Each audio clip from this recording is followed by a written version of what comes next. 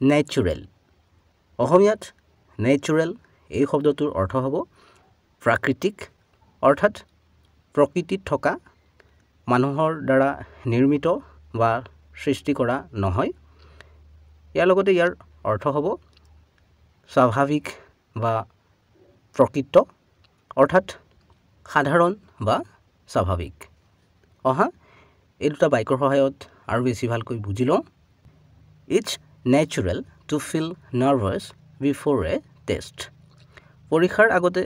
nervous অনুভৱ কৰাটো স্বাভাৱিক